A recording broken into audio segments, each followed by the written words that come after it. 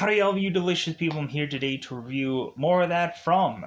So this of course is now 7 and 8, so we're kind of getting almost to the more whatever current episode, and then there'll probably be more right after I go on and finish this review and whichever, 'cause I'm sure that's usually what tends to happen.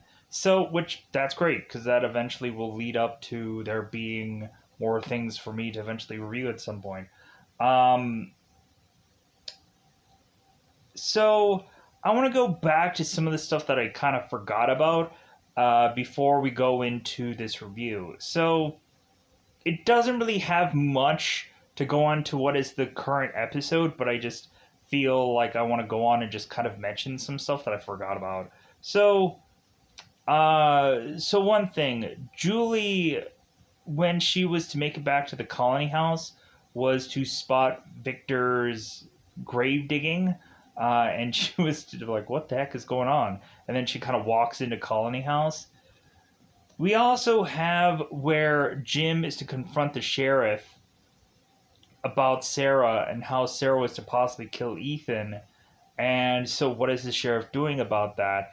And the sheriff goes on and mentions it's like one way or the other, Sarah will get taken care of either way. Because if Sarah goes on and is to make it back into the town, they'll arrest her and problem solved.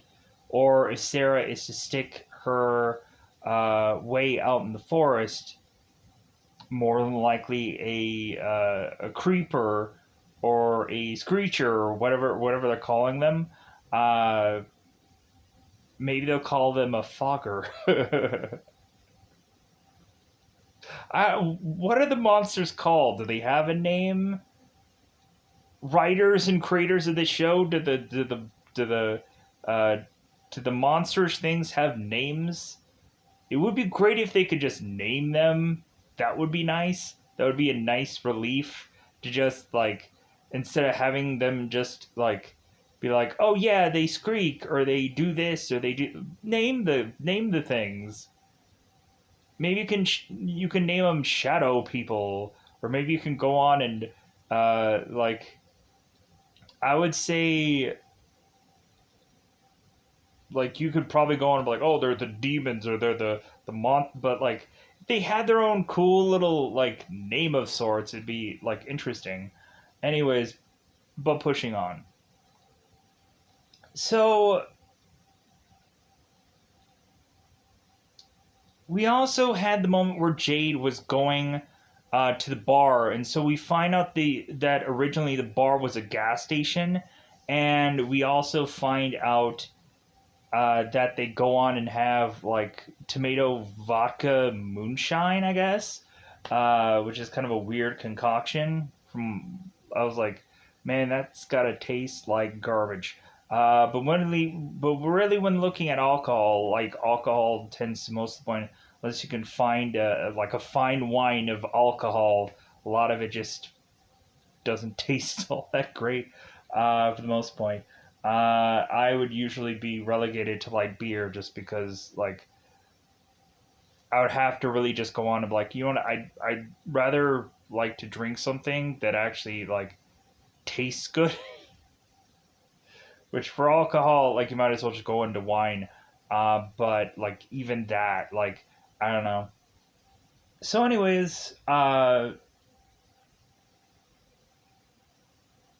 going into this, I'm trying to think if there's anything else that I forgot about from the other episodes.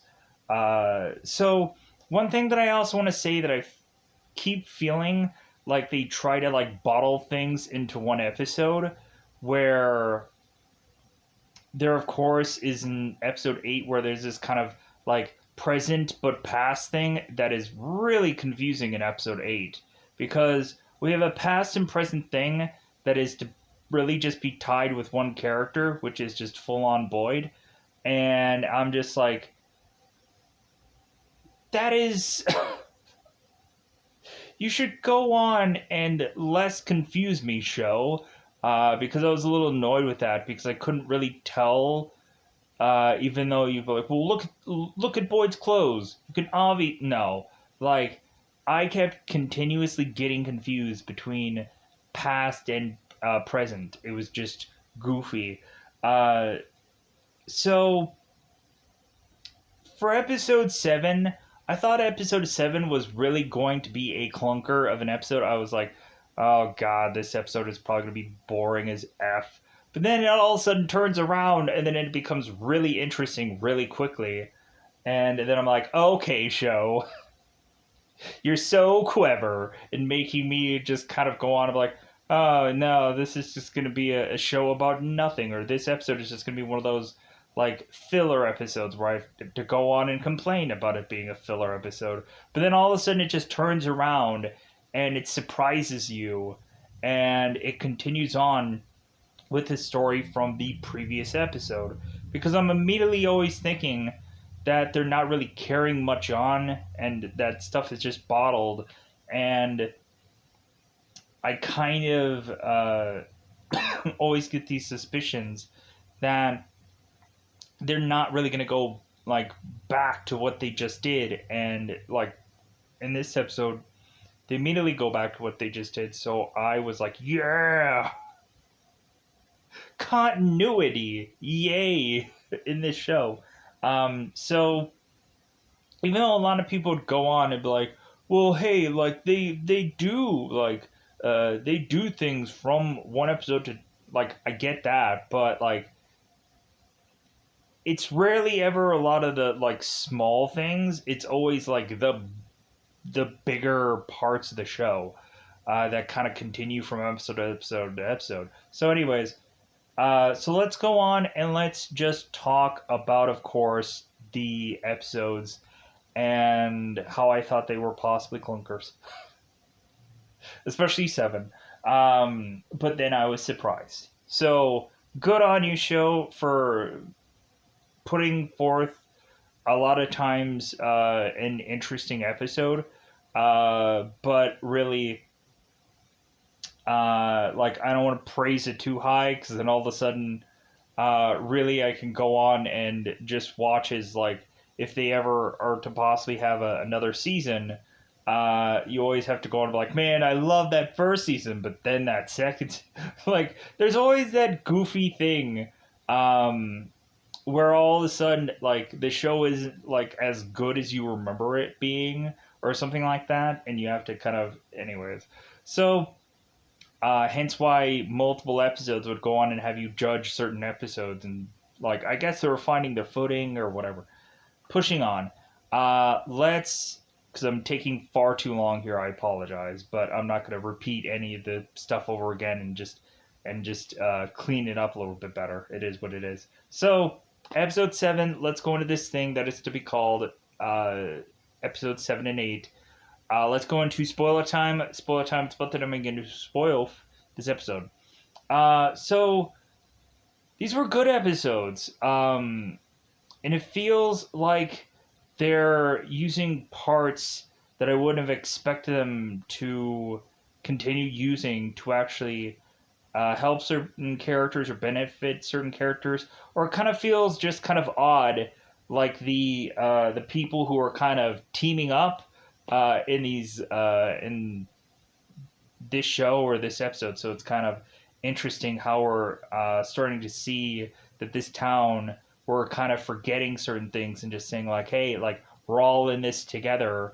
And so like it's kind of nice instead of going on and saying like, well, hey, like don't trust that guy, or hey, don't trust this person in town, or hey, don't go on and like be friends with that guy or that girl or whichever. And so like it seems that at some point there's a part that I would complain about. God, what was it? Day of the Dead, this one zombie show that was on Sci-Fi. The one thing that I would always complain about that show is all of a sudden we would have a person who has this nice little story arc, or they have this nice story that like I really feel good about, and then all of a sudden there's something that happens afterwards with this character, and then I'm just like, of course, of course. So let's get into it. Considering we're kind of tiptoeing our way into spoilers, let's get into it. Let's get into spoilers. So, episode 7, we find out that weirdly, like, these people, I guess, don't really celebrate people's birthdays in this town. They, like, celebrate when they had gotten here. And that is just freaking, like, that's honestly sad. Like, hey, like, yeah, we're gonna celebrate the day that you freaking, like, were forced to come here and regret it for the rest of your life. That sounds awful. Like, celebrate the person's birthday. Don't celebrate the day that they arrived there. It seems weird. Like, I get it that probably, like, it's like, well, hey, like, we're all in this together, and so that's why we're kind of celebrating. But it's just still weird. So, because we find out that Fatima, I always want to pronounce it that way, is to go on and have her 1 year anniversary of her being here. And so all of a sudden that justifies them having a party, and we have Donna who goes on and is to put this congratulations, because that's probably the only thing that they really have. So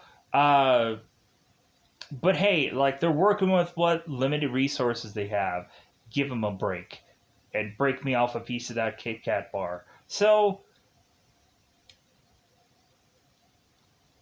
we have Donna that does this really cool thing, and she gives Fatima, and I want to keep call her Fatima, but it, like, in the show they pronounce it differently. I think they call it like Fatima, Fatima, which I immediately want to keep calling it Fatima because it just sounds better. But people can correct me if they'd like to, because I've been doing it for X amount of episodes now, and it just feels weird to pronounce it another way. So Donna is to give Fatima this dream catcher. I'm like, oh wow, that's kind of like a cool thing that technically, like, it's something that this person, of course, was to make because resources are limited. So so I thought that was a kind of cool gift. Like, especially when you're kind of looking at, like, what is she really gonna get here? Just some, like, rando clothing or something like that. Like, man, can you just, like, immediately think for how many, like, times people have bloodied up clothing in this show? They probably at some point gonna run out of clothing because they're just gonna have just, like, I guess we're just gonna wear bloodstained clothing 'cause that's all we got. So we all of a sudden are to notice that after Fatima is to get this gift, she all of a sudden is kissing this girl. I believe her name is Stacy. And so Julie is just like, wait a minute. Like, I thought Fatima was with Ellis, and it seems like they're romantic with one another. And I think a lot of us were just immediately thinking, like, okay, both of them are together. And then Julie is to go and meet up with Fatima later on and just like, well, I thought that you were with Ellis. And Fatima's like, well, yeah, like, I am with Ellis, but, like, I have a little fun off to the side. And I'm like, well, I guess, like, Fatima and Ellis are to have this kind of, like, open relationship.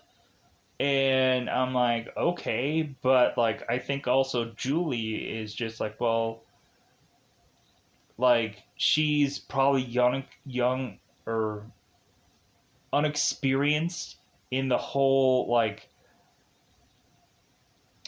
kissing area. So maybe we have Julie that is like if somebody's like possibly giving it away for free, which is Fatima meaning like intimacy. Maybe Julie wants to go on and just like, hey, like, well, can you kiss me then? Because maybe Julie has never been with a person before, no matter what gender it is.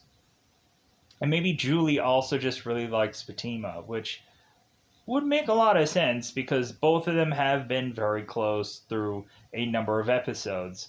And considering a number of weeks that this show would have to have gone on and been a thing, and people had to learn their lines and all kinds of stuff, yeah, I'm sure like these people are probably pretty close to one another, with the exclusion of probably people that are just like, I'm just gonna be on my own.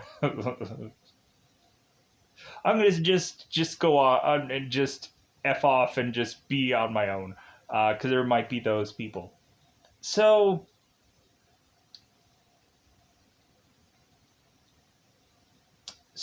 we have, of course, where uh, party, of course, is happening for Fatima, and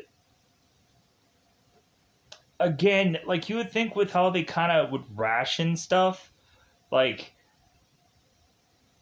I just still really just don't quite understand like having a party, but like there's a whole reason for that. So the one kid who is uh really just love sick, and I say that purposely, we have a guy named Kevin who is to come back to this party because it's starting to get dark out. And so, you know how I think I probably said it in some episode before that I kind of want there to be some kind of like love connection going on in the show? This was not it. It's funny that we go in this direction. I like there's something about it that like you give this person hope just to literally tear it away.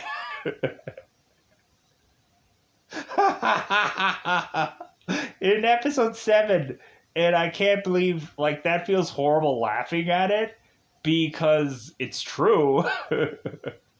I made the funny, ha ha ha ha. But still, um, like of course, like someone would want to go on and finally find their true love to just have it torn away from them because that's what life is.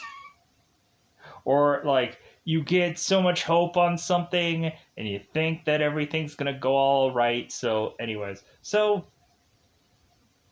Kevin is to be the kid from the other episode, or the guy from the other episode, who was to be by that tub with the curtain, and he was talking to a ghoul named Jasmine. And we're gonna play along with that story a little bit more in this episode. And I'm like, yes. I'm like, so we didn't have like that part just go right from where we were. Like we had to kind of go back to it, but still, I like this. So, or I liked this episode. Like there was some build going on, but still, it is what it is. So everybody's having this party. We of course have Ellis, who's uh, really just wanting to like get drunk out of this party, and he's starting to bump into people. And at some point, he bumps into a guy named Dale, who uh, is to mention Ellis's mother, and of course mention that hopefully he doesn't like kind of shoot off at the mouth or something like that, kind of like his kind of like his mother, like so, like some kind of like weird, goofy, like put down that is to mention uh, shooting people. So we have Father Contri that is to go and meet up uh, with Boyd here, and so Father Contri is to want to come clean with Boyd, as Boyd is to tell Father Contri what he's doing with the whole him leaving thing, him hoping that he can use the talismans to try to make further into getting the out of here. So Father Contri is to talk to Boyd, and so I'll get to the party in a minute here, but we'll get to this so that we can kind of clear this up, and then I can get right back into the party and cover the rest of party. So, and then cover why the party is the most important thing out of this episode. Uh, like I think we get at some points some Matthew's house stuff where like Tabitha at one point is reading a book again to Ethan, and at some point both Tabitha and Jim are still digging that hole in the basement, and they've gotten some pretty big progress, but they still don't know where the heck that this wire goes to. And so Tabitha is digging and digging and digging. And so Jim goes on and is trying to massage Tabitha's shoulders, as if we've gone on and seen like Teenage Mutant Ninja Turtles, the first movie, where April O'Neil is to go on into the kitchen, and like she's just kind of like, my shoulder. And then Casey Jones kind of like plops her down and is like just really working on those shoulders. And she's like, And then all of a sudden, Mikey comes in and he needs ointment, and so he gets turtle wax, and he's like, ah, what a funny joke. So yeah, like we have that moment where it seems like Tabitha and Jim are going to work things out relationship wise, but then we end up finding out that isn't true. That still there's just things that cannot be uh, like undone at this point between this couple, and we'll find out in a later part here. So, which I'll get to at some point. So, Boyd and Father Contri. Father Contri is to tell Boyd that Father Contri has Sarah tied up, and Boyd is like, "Are you serious? Like, please tell me you're joking. Please tell me you're lying to me." So Father Contri is saying, well, wait a minute. Like, this girl is to have drawn something that she did not know I had. So Father Contri is to show this picture to Boyd, and he's like, okay, like, I get it. But this still like doesn't make sense to trust this girl. It defies logic. And so Father Contri is to have this whole story about him going on and being powerless at one point, because it seems that Father Contri would have this supply of these chocolate bars, and I'm like, man, this feels like Friday the 13th, the one with the chocolate bar one, where the kid gives the, like, hey, would you like a chocolate bar? And and the one guy, like, freaking chops the head of the kid and kills him. And at the end of the movie, it's still, like, not Jason Voorhees as the murderer. It's somebody else, sadly enough.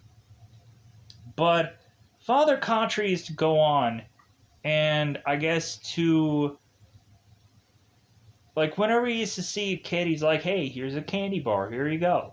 So all of a sudden, Father Contry is to make his way into some home to go on and find out that this dad had gone on and hurt his kid pretty bad.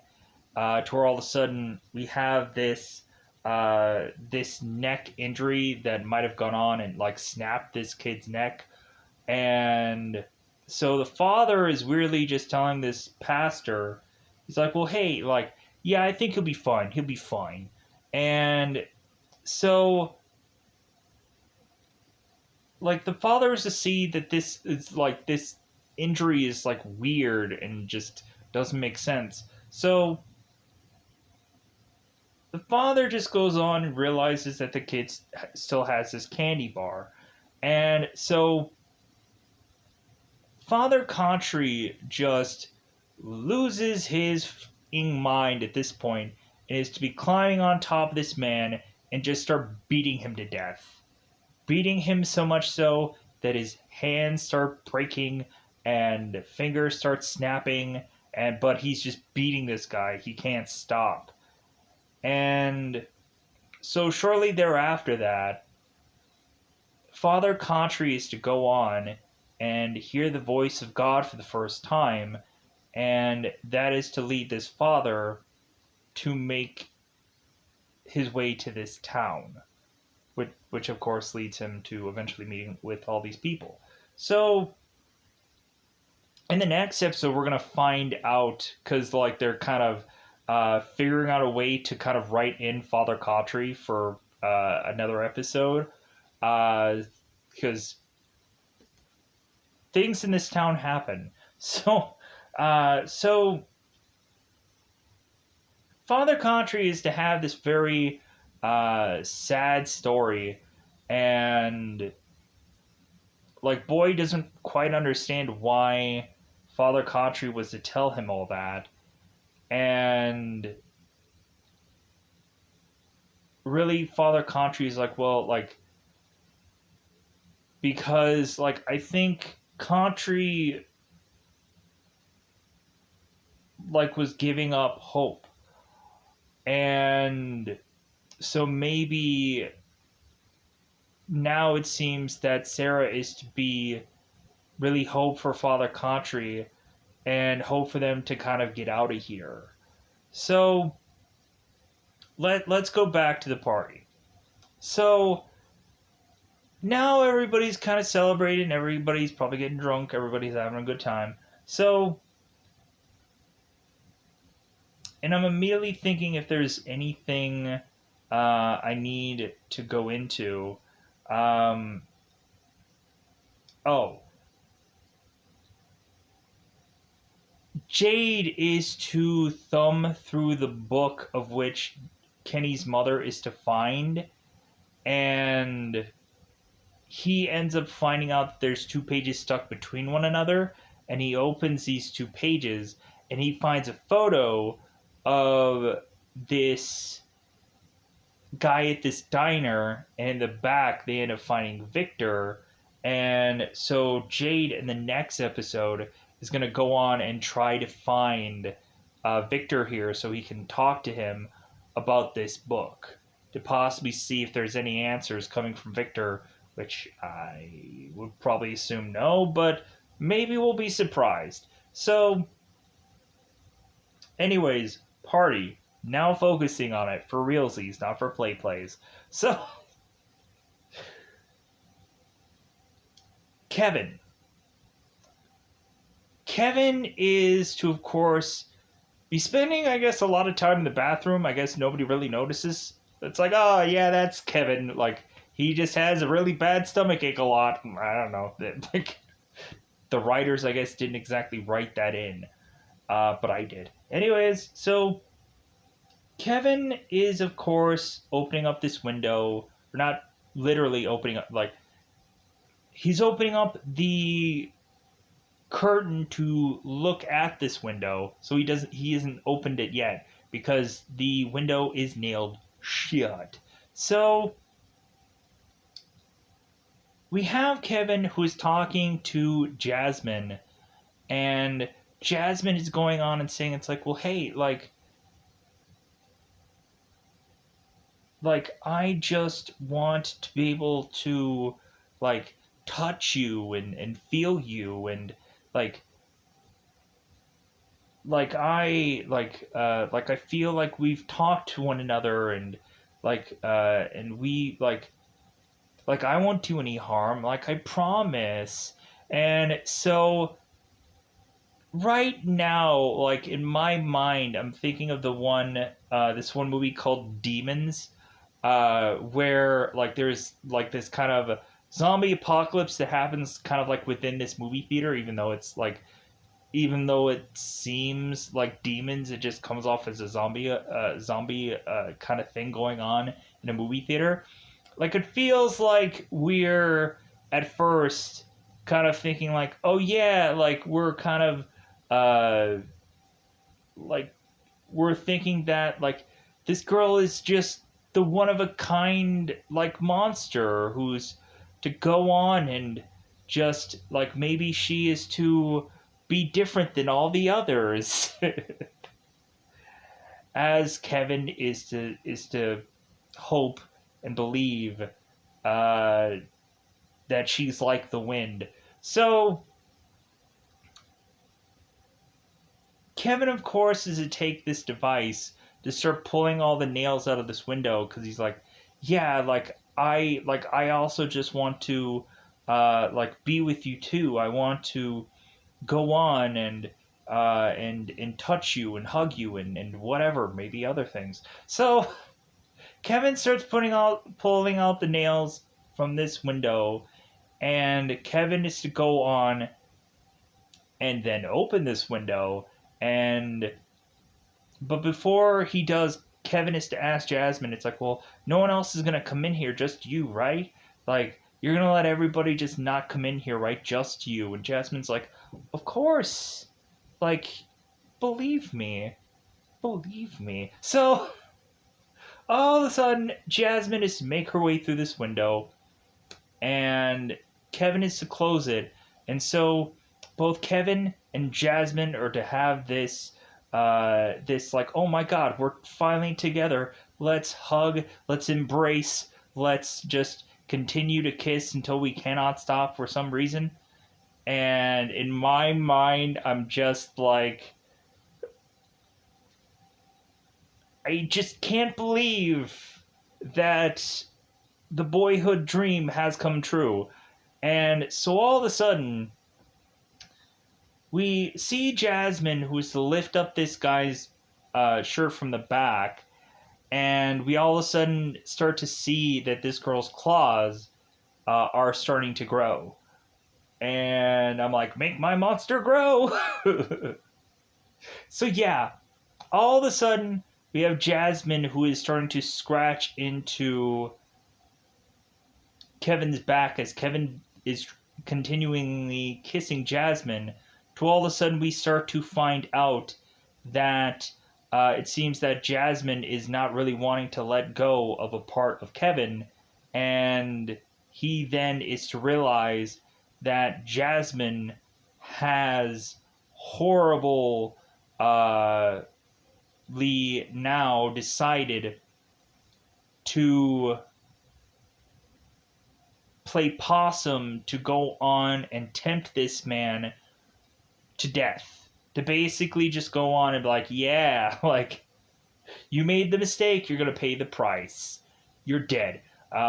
So Jasmine goes on and kills this man, and then is to open this door, or open this window, which is basically a door.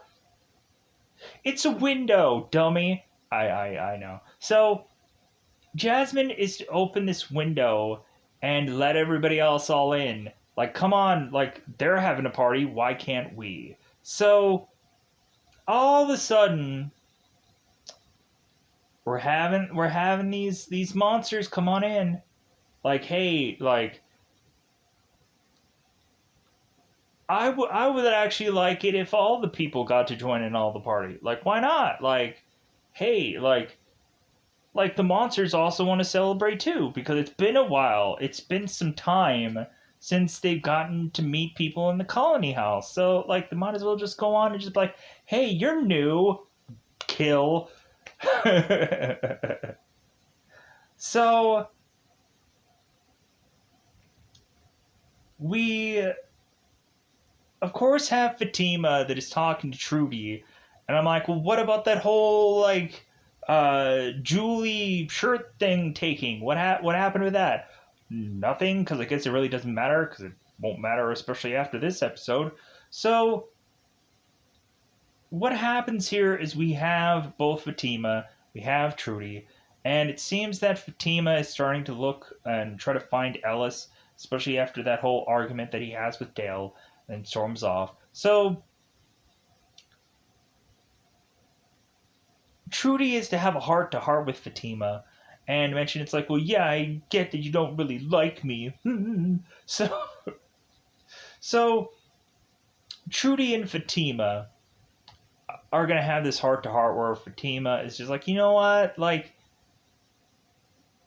I think we just got off on the wrong foot, kind of thing. Like, you know what, like, how about we go on and let bygones be bygones? And so Fatima is to go on and go into her room and talk to Julie about her going on and taking this specific like sweater to this party because Ellis really likes it.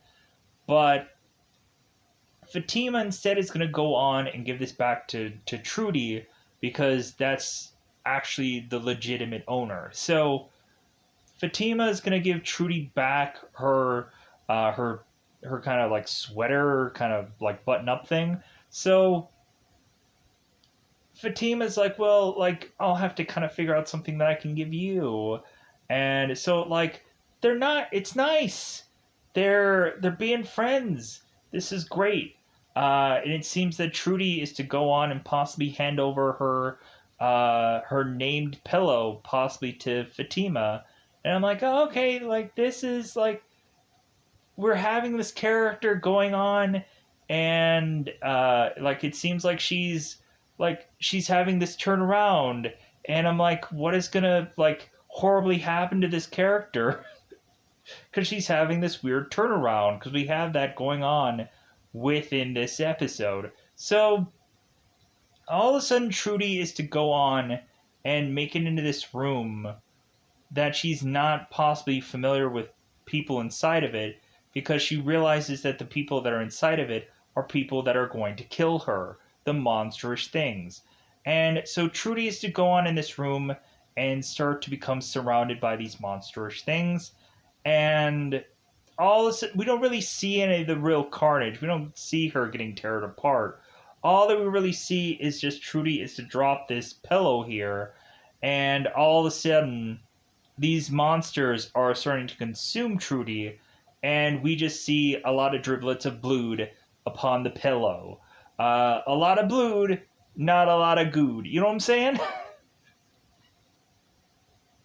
I want to see some carnage. Horribly. Just some horrible carnage. Give it to me. Give me that sweet stuff. Just for once. I want to see, like, somebody just get, like, ripped in half. But, well, I don't know. Maybe they'll probably go and be like, well, that's too far. Like, we want to go and try to be some kind of, like, we want to pull back a little bit, but man, would I just like to just, like, see somebody horrifically just torn apart by bears. Bears? Where is Bears going to come up in this show? I don't know, but wouldn't it be great? Because all these animals are just appearing out of nowhere. What would happen? There would just be a bear in one episode. People would lose their minds. Because stuff can just appear out of nowhere. I'm just waiting for some really cool to just appear in episodes. And it's just like, how did this get here? Because it's kind of like being a Bermuda Triangle. Like, all the stuff that had gone missing at one point, poof, is now all of a sudden in this town. So, like, we can really get some cool in this town. It's bound to happen. Like a bear. Like, so, Trudy is now dead. R.I.P. Trudy. I'm like, I made a joke about it, but I'm like, no, like, I liked Trudy. Like, there were so many potentials kind of going on with this character, and they did nothing with her. They did nothing with her. Freaking disappointing. Moving on. So, now other people are gonna have to die soon because that stuff is gonna happen. So, we go on and we're having this party, and then all of a sudden, people are to realize that the dead are making their way into the colony house. So, because Dale is starting, like, starting to get some driblets of blood upon his hand, and so Dale is to be talking to this one lady, and talking about like, well, like he should be treated with more respect because he's older. Maybe he's kind of been here longer, and like kind of respect your elders, kind of thing, or so on and so forth. So Dale realizes there's blood coming on his hand. I like to say the word blood instead of blood. It's just funnier to me. So Dale is bleeding from his hand, and so all of a sudden he is to go and look up. Just like, there possibly couldn't be a horrible thing that's going on within this colony house, but sure fire enough there is. So we have the monsters. I'm just gonna call them monsters now until they have a legit name. Uh, they won't. Why bother? Cause still, like, everything has to have their own, like The Walking Dead, they have walkers, like like they have to kind of creatively like have names for things. Um every monster movie has to have its own monster name. Lycans, Draculia, you know? Gotta have a cool name. It doesn't matter. Yeah, I know. Anyways, pushing on. So, Monster Dude is up on the stairwell, just kind of looking down. And so they're like, "Oh my God, the things they're in here." So everybody's just scrambling because I guess like here's the cool thing. So these people, I guess, have a protocol to go on. So if they were to see that this was to happen, they already had a plan in place. Like they're freaking Batman, and they have like a contingency plan for anything. And I'm like, man, is that cool? Because immediately I was thinking, I'm like, these people are just going to be running around with a chicken and their heads cut off, and nobody's going to really know what is going on. But no, like, these people are like Batman. They have contingency plans. And man, do I love contingency plans or strategies or whatever. Because immediately when it seemed they had a plan, I was like, this is cool. So, but it still seems like everybody's kind of running around still like a chicken with their head cut off. But like, let's give them some sweet credit. So Donna is to go on and scramble and try to get everybody that's at the colony house into this one vehicle so they can make their way to the post office to kind of mail a package. To go on and have all these people make their way into the post office so they can kind of hide there for the night. So we have Julie, who is to make her way to Victor's room. And so Victor has all these drawings, and Victor is realizing that something is going down, so he's already kind of preparing. And so Victor is to have this rope already set up for him to get out of this room, and for Julie to use the rope first, then he'll be behind her. So I'm like, cool, like, you're actually making Victor, like, instead of making a person that people in this town are to either not understand or kind of fear, we're now going on and having Victor, like, being a helpful part of this town, which I'm like, you know what, that's really cool. I like that. where it seems like we're kind of like changing the perspective of possibly Victor through maybe Julie's eyes. Let's hope for like that to continue, where like we keep kind of seeing like the better in people instead of just realizing that these guys are basically effed. Everyone's gonna die, probably by the hands of not even the boogeyman. It's gonna possibly be a person in town, because it seems like in episode 8 that's probably gonna be a possibility. So let's go into 7. So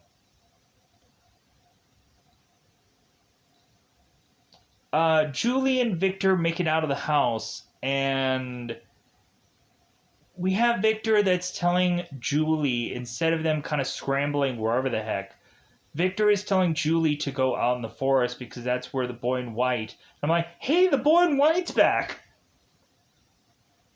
It's the boy in white. Like, so not only do we get like Victor coming back in this episode, we have Donna coming back in this episode. We also have the boy in white.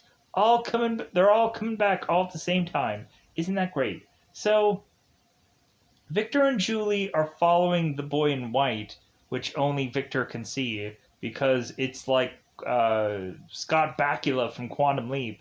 If you don't know what I'm talking about, because probably a lot of people never saw Quantum Leap, man, did you miss out on a for the most point fairly great show. But there were some kind of episodes that were kind of unsavory, and I could probably easily point out why. Eventually, at some point in the distant future, when I run out of stuff to probably talk about, and so I'm like, "Hey, Quantum Leap, everybody!" Moving on. So Victor is to go on and put Julie into this tree that has the hole in it that Victor was to toss this rock in to before, and it fell like right behind it. I'm like, wait a minute, so is Victor gonna just take Julie and put her in this tree, and like she's just gonna fall to her death right behind him? But no. Julie goes on and is to fall through this tree hole to make her way out of this tree to go into this kind of bunker. And so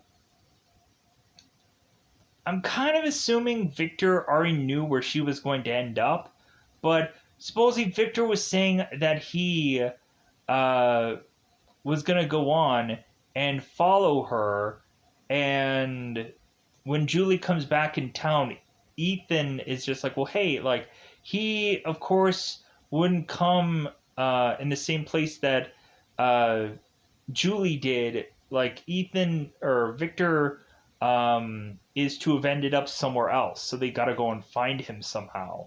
Maybe he went through a tree, or maybe he went through a stone, and maybe he's dead, sadly. That would be kind of some sad, but mistakes might be of this thing called made here. So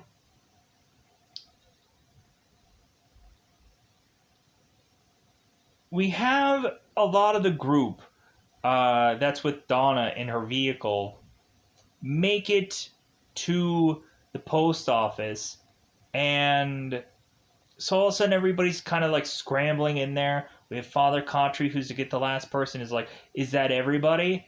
And so all of a sudden Father Contri is to turn, and he is to get sliced upon the jugular and this thing called a face. And so all of a sudden I'm like, this guy is dead. This guy is toast. Because in my brain I'm like, he had this real like kind of monologuing moment where he had this like really good story, and so I'm like, this guy is dead. It's Day of the Dead almost all over again, where we have somebody who has this really good story, and then they turn around and slip on a banana peel. It's like, maybe we're gonna like, maybe I'll know how this is gonna go, and maybe they'll like maybe that's what they're gonna do, is like build that up to make you think that, and then they're gonna go on, and you're gonna have like this person who's like, man, they have this like person really built up to really be this great character. I wonder what's gonna happen to them. And then all of a sudden, there comes the banana pill, and like we're gonna just keep doing that throughout the show. Or maybe instead they can make us think it's gonna go in that direction, and then it like they swerve. That would be kind of cool. So it kind of like, if we were to kind of think that's how the show's gonna go, it would be nice for them to like give us that kind of like, ooh, like I've seen this pattern now, and then all of a sudden they change it to just like, oh, okay, so like we should not expect them to have a pattern with this show. Okay, show. So Father Contri is to go on into the post office, and is to go um, and have this prayer with Boyd, and then Father Contri is to die, because all they can do is just kind of put like towels over the wound. There's nothing else they can do. This guy is going to bleed out. So Boyd is to really feel like he's taking Father Contri's death hard, because when Boyd was first here, Father Contri was to save him from possibly sudden death or certain death. So Boyd is kind of grieving the fact that this guy was to save him, to now have it turn around where Boyd could not turn around and return that favor. And Father Contri is to technically die uh, for that moment here. So Ellis.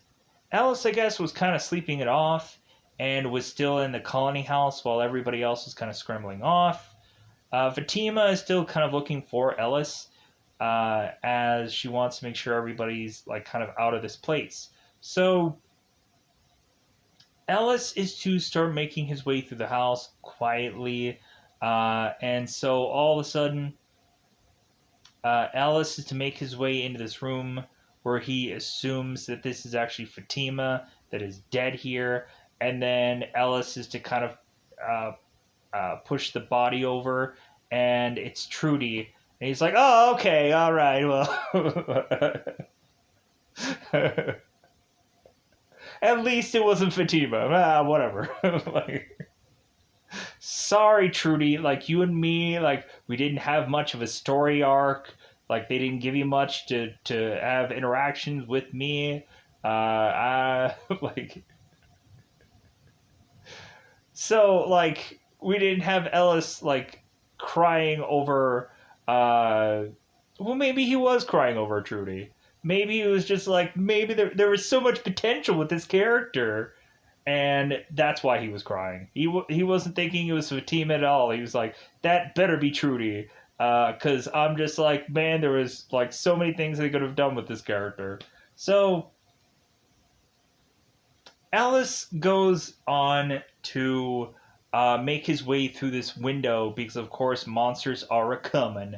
And so Alice is to chuck, I think, this TV through this window, and is to jump off this roof uh, to go on and break his arm.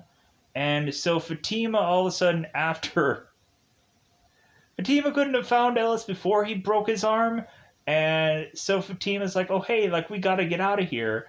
And so Ellis is trying to scramble here, and so Fatima's like, "Well, hey, I have an interesting idea. Let's figure out if this works." So Fatima goes on and is to find the front door with the talisman in it, and she is to close the front two doors, and then is to close the doors going in to the colony house. So there is this kind of safe haven room where Fatima is hoping that this talisman is going to hold, so that the monsters don't go on and try to get through. So we realize that this works, that these two characters are saved, and I was kind of thinking that there was going to be some like weird thing going on where we like have like this hope and that they're safe and everything's gonna work out, and then all of a sudden we have this like one moment where we just have like death happen. We're like, no, because I don't know, like it feels like we should we should start to get a point like the further and further along the season goes on to where we think that, oh yeah, like everything's fine, like I'm sure nothing's gonna happen to these characters, and then well bam, like we're surprised with things happening. Even if it doesn't lead to a person's death, we can just kind of still be like surprised a little bit, because that's what I was thinking. I'm like, I don't know about this scene. I think something's gonna happen here, like just to kind of give us this one little last moment. But anyways, so for now, technically everyone is safe. All the people who, of course, were to live in their own homes in towns, I bet they're just kind of laughing at the community or the colony people. Uh, but really, when looking at it, this actually creates for some interesting kind of things, anyways. So now with that all kind of like wrapped up and kind of said and done within most of episode 7, with us kind of ending with like Father Contri kind of dying and so on and so forth. Luckily, I guess Father Contri was to go on and tell Boyd about Sarah, or otherwise freaking Sarah would have just been left where she was. And like what was she gonna do, go on and like make it into town and just be like, hey guys, I'm still here. Yeah, isn't this great?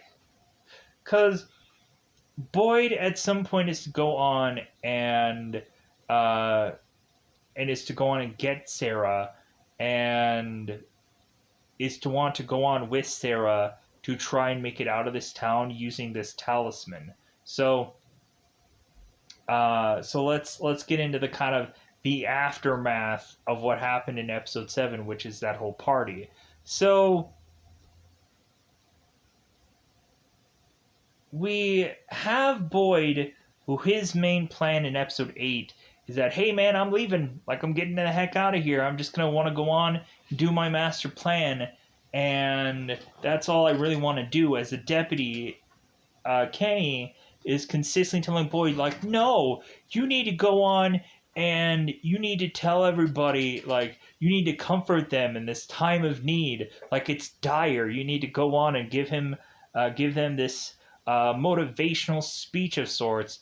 And Boyd is like, no, like, you go on and you do that. Like, no, like, for probably Boyd, like, for him, it's like, dude, the time of me doing speeches is over. Like, I am donezo doing speeches. Like, it's your time. Go on. Um, and it's kind of weird now having like Kenny, who is to possibly take charge here, because isn't Kenny the exact same guy that is to go on and say like, I don't want to have any more bodies, like I don't want to see any more bodies getting carried out. I don't think I can handle any more of this. And so I'm like, man, do they just have these weird, goofy things with these characters where it's like this up and down thing where it's like at one point, like you think a person's crazy, and then all of a sudden he's like a team player, and like, and you have it where a person is scared, but now they're brave, and it's just like in 8 episodes, we just kind of have this like flippy flopping thing with all these characters that kind of show different sides of them, as if like somebody is like trying to fill out a resume when they're going on and like, oh well, yeah, well when I was doing this show, like there were times where I was like kind of in a wide range of different emotions going on within a short period of time. And so, like, hey, if you need this, like, I can go on and give you that because, like, we have a lot of people that are probably getting, like, a lot of experience doing all kinds of rungs of different things in this show, which is, it's kind of interesting, but I kind of want, like, as far as, like, characters, like like immediately when I have to kind of point out when we have these kind of like scared one moment and then brave one other, and just like we have like opposite things going on, like, hey, don't trust this guy, but then trust him episodes later. Like, it just kind of feels like we're like flip flopping everywhere. It just doesn't make sense. Um, but anyways, Kenny is to go on because there isn't any other like real, like, who's going to be doing sermons after this? Like, is it going to be like when Sarah comes back? Is she going to be doing sermons? Who's going to be doing sermons? Is Kenny going to go on and do it? Is he double dutying, not only being the possible new sheriff, but then also like being a priest at some point? Because I'm trying to see who would probably fit the bill after possibly Father Cottry is going to leave. Maybe all of a sudden we're going to find some like some little like uh, church boy or something that just comes out of the shadows and like, oh, well, I would fill in for Father Cottry. We'll be like, oh, okay, whoever that kid is. So somebody comes out of the shadows and covers for him. So let's go on. So in episode 8, we do have it where Kenny is to kind of step up and is to basically say that all the people in Colony House, while they're trying to rebuild the Colony House, because really all you is just some coat of paint and for all that carnage, and kind of hauling out the bodies out like they've kind of done hundreds of times over. And I guess there may be a window to repair here and there. But Kenny is going on and having everybody like realize that, hey, it's not just town and Colony House anymore. Now, like, we're all a town together. Like, we all need to be like together instead of separate, realizing that we all really do need one another. Because at one point we have it where guys are starting to riot in the streets of this town and are wanting to go into the diner to start taking certain supplies. So, and I think also right now, like, I'm not really focusing on the past stuff. I'll get to that. Believe me, I'm going to go and get to some of the past stuff, but I'm going to try and focus on, like, the present stuff and then lean back into the past for a number of reasons. So, Boyd is trying to, like, calm everybody down and realize that maybe he shouldn't leave right now because it seems like the town is really wanting to tear itself apart. But because we have a lot of these colony house people that are now, or colony resident people that are now in a lot of the townspeople's houses, because Derek is kind of dividing all of these townhouse colony house and townspeople, kind of mixing them together, and so, like, temporarily. So maybe this is going to create some very interesting stories in the future. Man, have I talked a lot within this episode, but there's a lot to talk about for these episodes, so I apologize if this is way longer than usual, but there's a lot going on in this episode.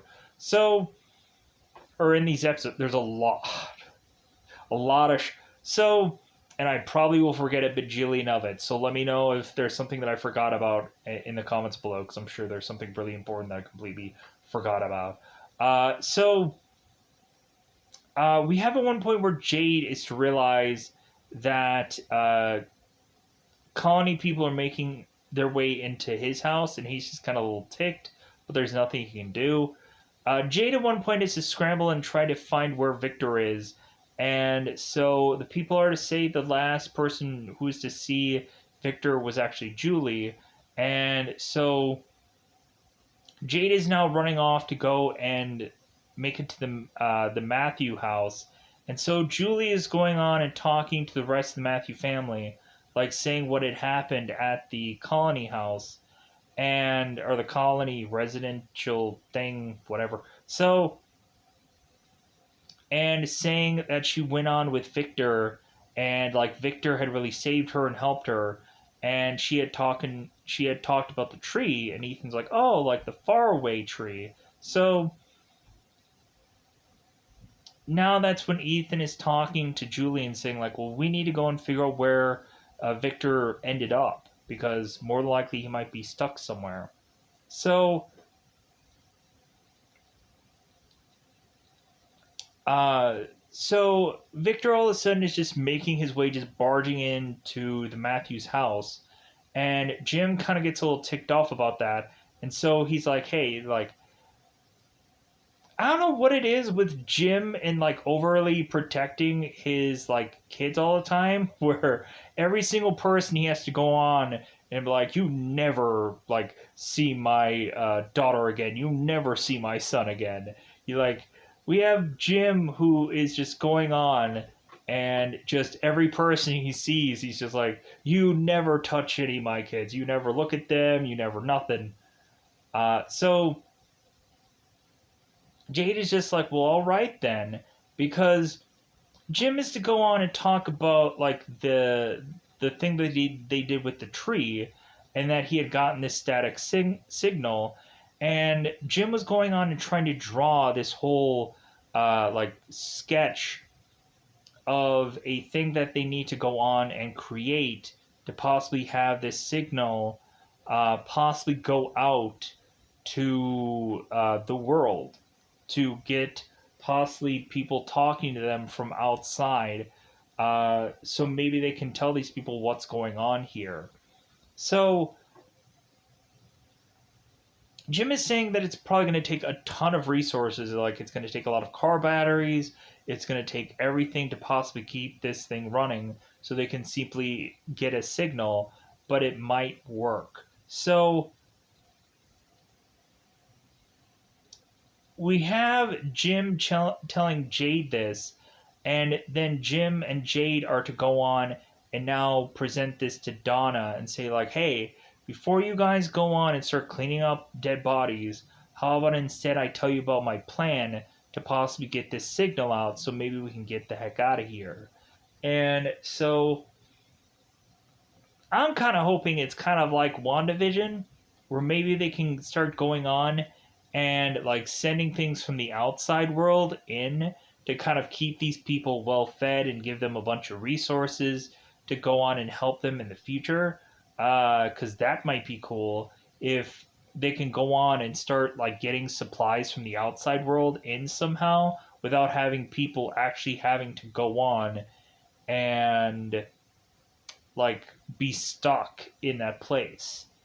Because when thinking about it, when you technically have like a bunch of animals and a bunch of random stuff that we see in flashbacks within this episode, like we can probably start seeing and figuring out that there might be a way to figure out how to teleport this stuff into this place. So maybe that might be the future of this episode or this show somehow. So Donna is to go on and ask the people in the town. It's like, well, hey, do you guys want to go on? Do you want to rebuild the colony house, or do you want to go on and have this other plan that can help us get out of here? And so they're like, heck yeah, let's go and get all the car batteries and get all this stuff so we can hope we can get a signal out of all this. And so they're going with Jim and Jade's plan of doing this whole signal thing with the colony house. So we have Boyd that is to go on and talk to Ellis because Boyd is going to go on with Sarah and get the heck out of here because he's sick of all these people. He just wants to go on and find a cheeseburger somewhere because he's freaking Tony Starking it right now. So Boyd is to go on and meet with Ellis, kind of checking on his arm technically. So Boyd is go on and kind of say his goodbyes to Ellis and says that he loves him and that he's always proud of him, about the man that he's become. And so Ellis is just go on and say it's like, well, hey, like that's okay, and goodbye. And so like Boyd is to leave and Fatima is to make her way to Ellis and like, well, hey, like I get what had happened with your mother. It's a horrible thing, but like you know what, like your dad has also had to carry that burden too. So maybe you should go on and apologize to him. So like you guys can kind of like make up before he gets out of here. So now let's go on to the past. Let's go on and cover some past stuff. So Boyd, who is to consistently have this key for this boat, and we're thinking, I'm like, well, does Boyd have some boat in this world? Why does he keep having this key boat? And so Boyd evidently is to retire from the military, and like for me, I'm like, oh no, like we have a retired military guy. Like it doesn't seem, honestly, with the way that they kind of present Boyd, that he's like retired military, because we like within 8 episodes would have heard that a number of times through the show. Believe me, uh, Boyd would have said that yeah, I'm like retired military, and like have some way to just kind of relate that into any story, because it should have happened somewhere within these 8 episodes. So even though technically Boyd is a sheriff now, doesn't matter. It's still gonna work the way into a story.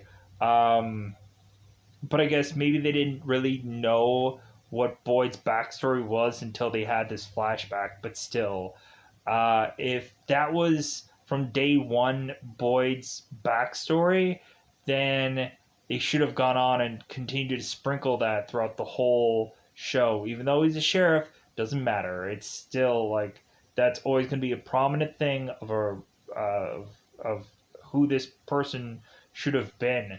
And it's kind of weird to now just hear this. So Boyd is to go on and have this flashback with Ellis and Abby.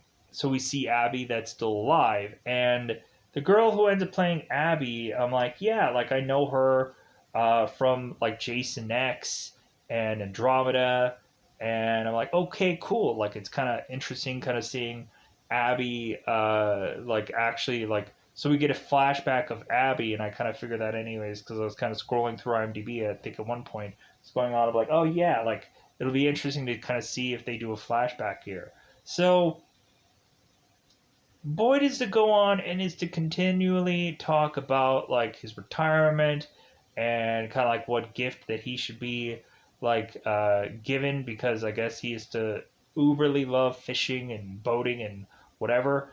And so Boyd is going on of like, what am I gonna do like with my whole like this whole new thing that I have to do called civilian life. Like what I'm gonna what's gonna go on here? Like how am I gonna be able to just transition easily?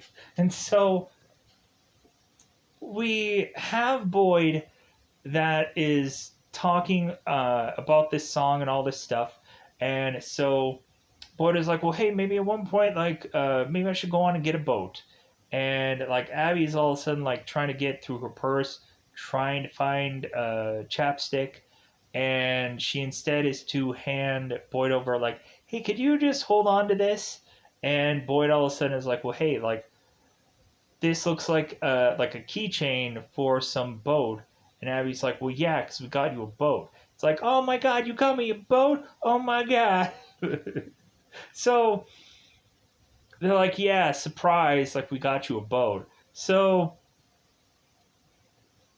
Boyd is to get that surprise, but eventually we turn around and have that all for naught. because we have them continuing to drive on, and Ellis is telling him to pump the brakes because Boyd all of a sudden is to realize that they see the tree, the infamous tree that is to realize these characters are effed, and so I don't think it's the exact same tree from episodes before, but still, because it's possibly a much different tree because it would probably have to be because it's a flashback, right? Anyways, pushing on. So they notice the tree and then they go on and they make it into the town where all of a sudden there is this one house that says save us and like, man, that's dark. So all of a sudden people are like we have like Abby who is to whip out her pistol, her gun, her revolver, and she's like, what the heck is going on in this town? So all of a sudden we have it where Father Contry, who is still alive in the past, is talking to Boyd, Abby, and Ellis and saying like, "Hey guys, uh, please come with me. Like, please follow me to safety, so we can kind of hide out for the night." And so we have it where like they're not really believing what this guy is saying at first. It's like, and so Abby's kind of having her gun out, and so Father Contry's like, "Oh, you have a gun, good. Like, point the gun at me as much as you want, but just please just follow me to where I'm going. Like, I'm going to save you here." And all of a sudden, they hear this like screeching sound coming from because I guess these monsters used to screech in the past, so I guess you can possibly tell when it's the present and when it's the past by the screeching of monsters, which seems weird. So they go on and they decide, like, okay, we'll believe this guy oddly and just make our way to where he wants us to go. And Father Contry's like, hey, I'll explain everything in the morning to you. Believe me. Like, I'll explain everything. But for right now, we just need to go on and hide. So we see Donna in flashbacks, and we're like, yeah, Donna's in the flashback. So it's like, so we can, like, I guess tell that Donna was already even here before Boyd was here. So I'm like, okay, there's like, that's like an interesting, like, because I'm sure there's probably going to be even more timelining things of when, like, oh, this is like so and so's early time here. And like, it feels like there's so many like prequels that we can possibly go on with the show that might obviously know exactly where it's all going to go because Victor was the only one like alive for a while. But anyways, so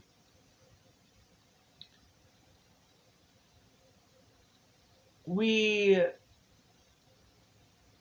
have this kind of night where everybody's kind of dug some holes underground and are hiding away from these things. And I guess these monsters don't know about these like kind of underground shelters. So, but it also seems like a number of people had died. So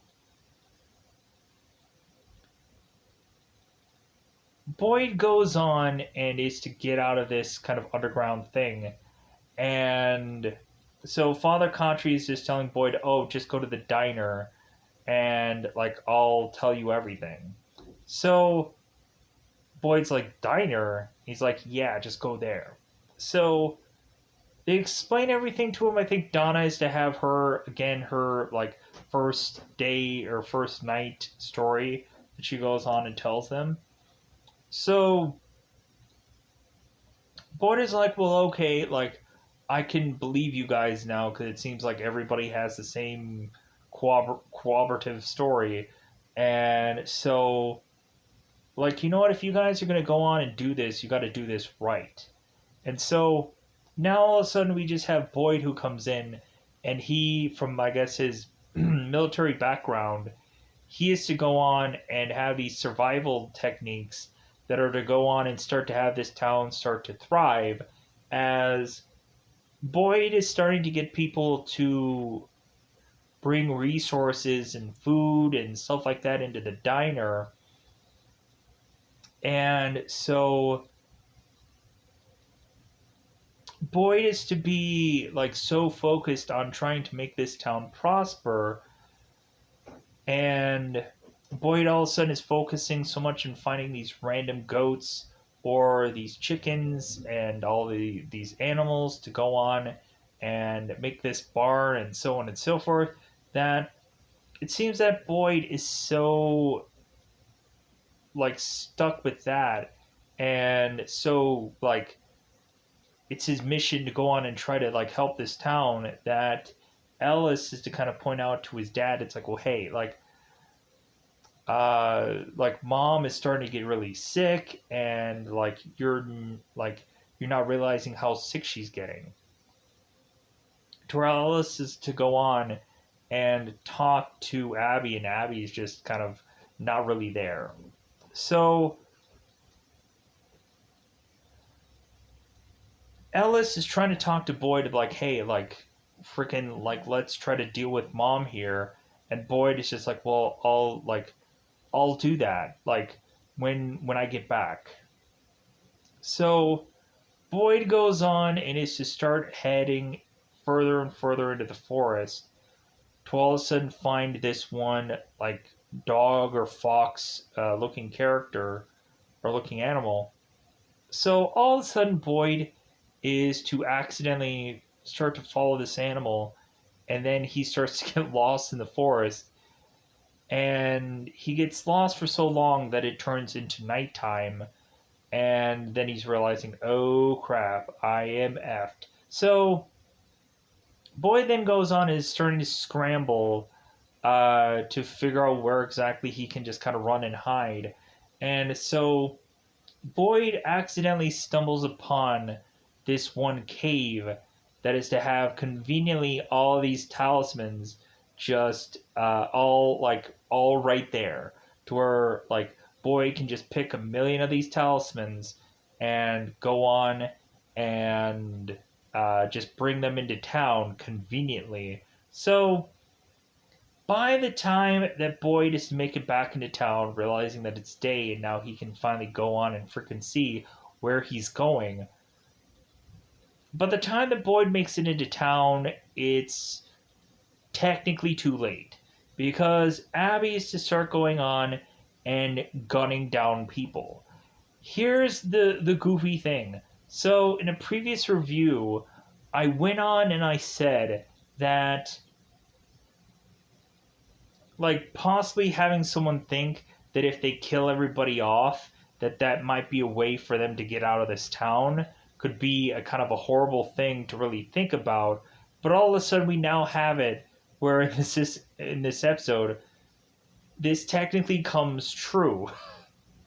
Because Abby is to go on and just start gunning everybody down, and Abby is telling both Ellis and both Boyd that this is just a nightmare, and people can actually die in some nightmare, and so everybody just needs to get woken up, and that's by killing them off. So Abby starts shooting people because she's kind of like she's unbalanced, let's just say. So all of a sudden, Boyd is to whip out his gun and is to start realizing that Abby is shooting people.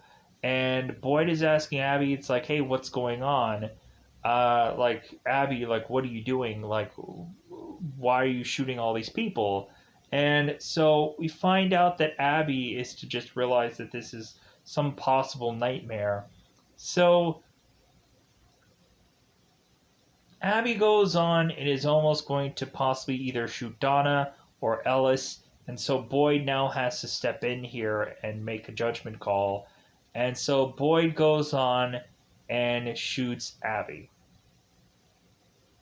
I'm like, oh, that's too bad, but we could have expected that anyways. But it's kind of a horrible way for this character to honestly go out. But it is what it is with the show. So like, hey, like not everybody gets the hero's end, so to speak.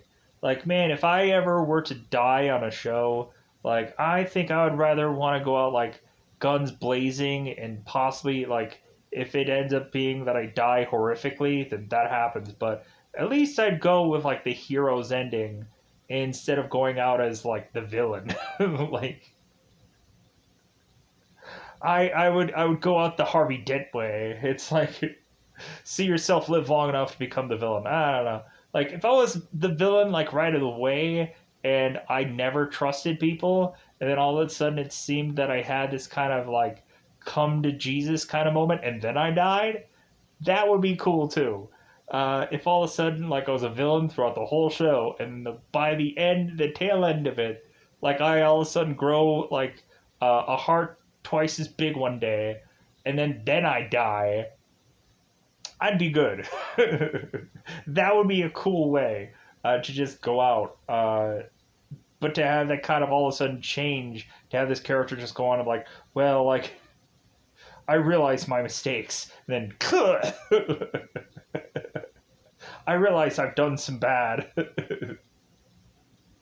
and now I want to make up for it, and then I die. That'd be a way. That'd be an interesting way to go, at least. Why are you thinking about ways you could die in a show? I don't know, because better than just like having like nothing to really do on the show and then death. That sucks. Anyways, because it happens to people. Like, hey, and then you die. You just show up and like, hey, I never knew you were here. Dead. Moving on. So that is to kind of cover most of like the flashbacky stuff. So Boyd is to find, luckily, all these talismans to go on and give to the people of the town, and then they turn around and put all these talismans on every one of their houses. Because Boyd was to tell Abby that he was to find something that was to really help them, but Abby at this point was far too gone. So yeah, I think that covers most of the flashbacky stuff. So now I'm trying to think of all like the present day stuff that I still have left to kind of go into and cover here, which I'm sure is a million things. Uh, Ellis is to go on and find Boyd, and is to finally like have their piece together. So Ellis is to go on and talk to Boyd and kind of apologize for the past and how they still have like they still begrudgingly uh like Ellis was just carrying around for the longest time that Boyd could have technically done something to change Abby from killing people. But like Boyd was too focused on the town to like see that the one thing that would have possibly saved this town would have been honestly like saving it from Abby technically. But still, like Boyd stepped in at the end, but still. So but Ellis kind of has this kind of like nice moment with his dad, and then Ellis is to realize that Boyd is with Sarah, and Boyd is like, well, hey, like she's working with me, and like she's okay, like so we're gonna go on together into the forest and hope that things are to work out, and so like, hey, you head back into town and tell nobody that Sarah's with me. So Alice, of course, is to leave. Boyd is to have this kind of this backpack as if he's uh, like backpacking through Europe in all those like cliche-ish movies.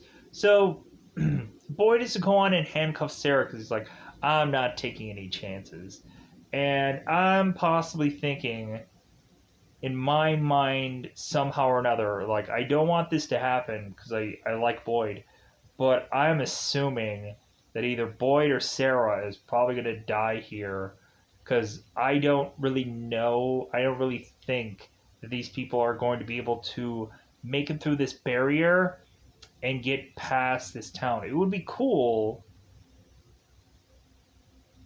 to go on and do this to kind of figure a way out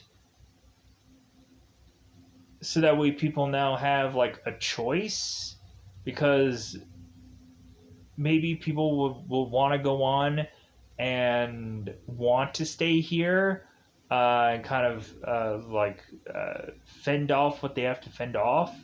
If it kind of means that they don't have a lot of garbage that they have to kind of put up with the real world, like bills and all kinds of other stuff.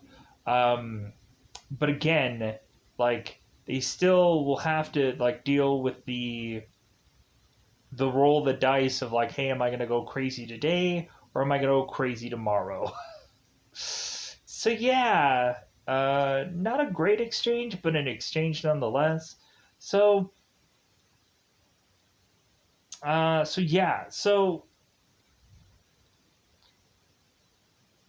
I'm trying to think if there's anything really left to go on and talk about episode 8, because kind of once you like try to perfectly say about all this stuff, you want to try to see if I've forgotten a bajillion things or a big chunk of something. Um,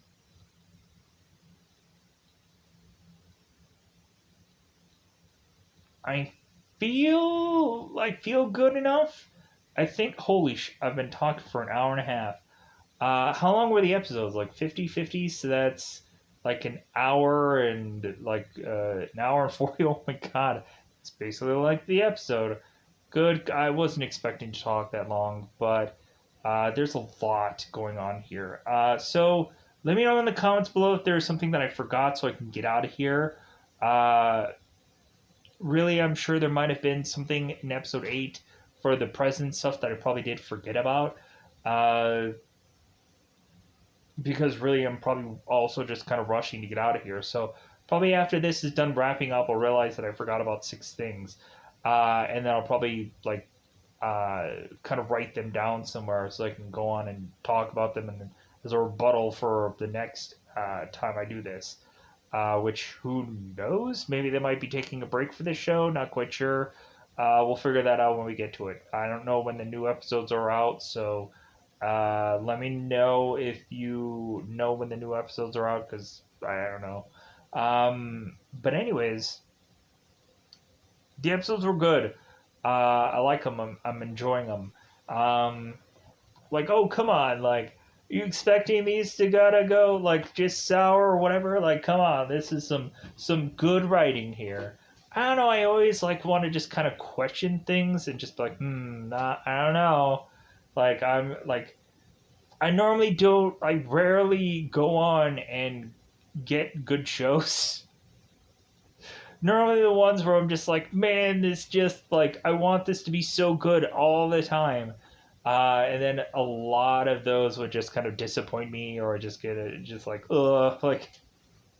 So let's hope for this from to keep going on into a positive note. So great. I can find a show finally that seems like for every episode, it's like I think I'm mostly talking positive, even though there might be some kind of just like, well, this one's obvious a filler, or this one's kind of a waste, or this one's kind of this, or this one's kind of that. But, anyways, I think I'm going to get out of here. So, uh, oh, wait a minute. Tabitha and Julie. So, Tabitha meets up with Julie and they're in the basement. And so Tabitha, we finally find out who the heck Thomas was. So Tabitha is talking about how I guess they were going to change Thomas's diaper because I guess this is a baby. So like this isn't a older kid, it's a baby. And so what happened I guess was that I guess they just kind of left their eyes for a second for this kid, and the baby is to fall off this table that the baby was on, I guess for this changing table, and it fell and probably broke its neck and died or something. So like I guess that was a reason for tearing apart both Tabitha and Jim's marriage, because every time Tabitha is to see Jim, all she thinks about is their son who had died, and that phone call, and that uh, that moment. So Tabitha is saying that it's never going to work out for Jim and Tabitha, even though they kind of gave us hope in an episode before that it may work out. Um, so I'm just like, well, okay, well, like, just like if you can't just be divorced on paper, like, doesn't really seem like there's really much like real paperwork coming out of here. So these people are going to separate and separate them. Like, if they're going to go on and like have other relationships, you might as well. Like, it seems like they kind of opened up this whole colony house thing to possibly have more characters somewhere down the road so they can use them. So uh, that might go on and just have like it always seems like they keep adding characters, which all of a sudden I'm like, wait, since when were any of these characters in this episode before or these shows before? And probably they just kind of keep continuing to add people in to just be like, oh, here's a person that was already here throughout this whole entire time, but we're really just adding them in episode whichever. Because, hey, all of a sudden this person is going to just come out of the shadows and just be this main character who are like, who the f are you? You've never been here. Like, yeah, I haven't been, but oh, gee golly, look at me now. I'm here. So, so weird. And a lot of people would go on and be like, dude, all these people that you're talking about, they've been here the whole time. What are you talking about? So yeah, uh, so yeah, because Julie like is kind of like keeping up hope that her mother and father will work things out. Because still the whole story about the divorce, and I was kind of thinking that they weren't going to still go into about like Thomas. Like I was thinking that like they were just going to keep bringing up the divorce and like nothing was going to be resolved from that. But then they tell us what was going on with Thomas. It's like, oh, okay, cool, like good. Like it seems like they're not like the thing that I'm also liking about this show is it doesn't feel like they're kind of like milking things out where it's like you get a little bit of uh, like uh like uh little chunk of story, but you're like, but I want the whole pie, like give me the whole thing. And for this show they're actually giving you that, where another shows they would just kind of like uh they would kind of bait you out, just be like, oh, okay, well, we're gonna give you this little crumb here, and then maybe we'll give you a little bit of a bigger chunk, and then here's the whole pie, there you go. Like, and I'm just like, this show is to give us good payouts, or good kind of like, okay, so we're not waiting too long to understand what's really going on for this. So I applaud the show for doing that, to just kind of giving us something and giving us the whole thing right away instead of having us wait far too long and just us getting annoyed. So with that said, I'm going to get out of here, as I hope I've covered everything by now. So with that said, I'm going to get out of here. Bye, everybody. Bye, everybody.